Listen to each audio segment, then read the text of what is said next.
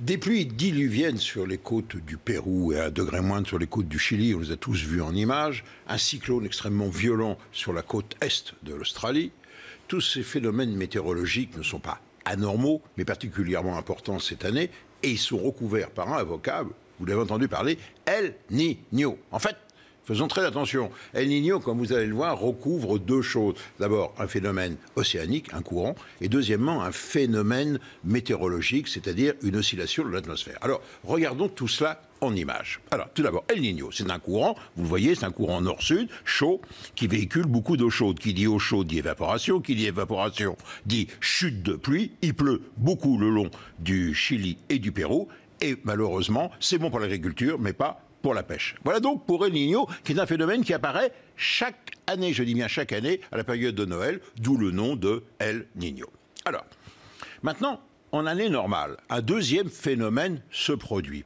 C'est une circulation atmosphérique. Vous voyez, en période normale, les hautes pressions sur les Andes, les basses pressions sont sur l'Australie. De fait, les vents vont aller des hautes vers les basses pressions, c'est classique, c'est les alizés. Ils soufflent d'est en ouest, et comme ces vents sont réguliers, eh bien, ils poussent l'eau chaude chargée d'humidité, vous voyez, vers l'ouest, vers l'Australie.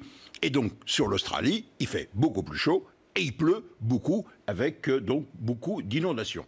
Voilà donc ce phénomène que l'on appelle l'oscillation australe de l'atmosphère. Donc vous voyez, ça véhicule de l'eau chaude d'est en ouest. Voilà. Ça, c'est pour le fonctionnement, je dirais, normal.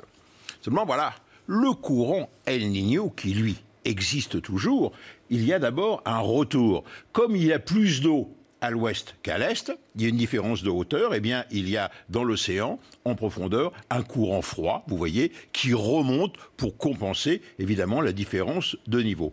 Et ce courant froid, upwelling, eh bien, remonte des oligo-éléments, donc beaucoup de pêche. Ça, c'est le phénomène tout à fait normal. Voilà comment fonctionne la machine atmosphérique. Seulement, voilà. Par moment, il se produit un couplage entre ce courant El Niño, qui existe toujours, et la circulation atmosphérique.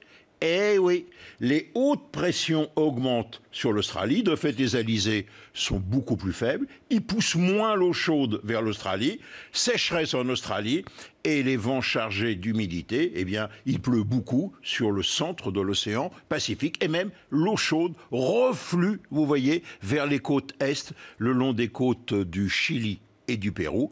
Là, il fait très chaud. Il y a beaucoup de précipitations et des inondations catastrophiques. C'est la situation que l'on connaît donc actuellement. Alors, les satellites Topex Poséidon, par exemple, voient très bien à la fois la température et la hauteur de l'eau.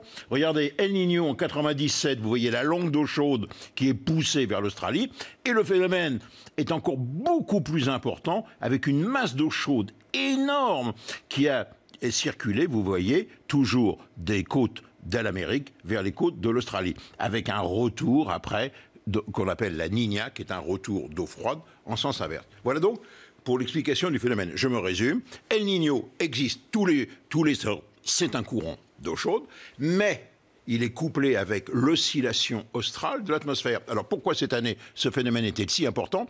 Eh bien parce qu'il y a une conjonction de trois phénomènes.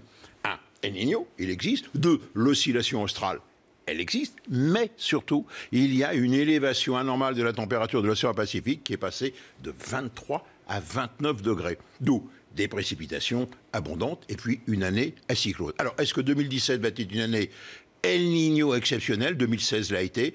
Tout porte à croire que 2007 sera également une grande, c'est un mauvais jeu de mots, une grande cuvée El Niño, et que ce genre de phénomène risque de s'accélérer avec le réchauffement climatique. Et surtout, n'oublions pas, El Niño est un phénomène planétaire. Il ne touche pas que le Pacifique, il intéresse toute la planète.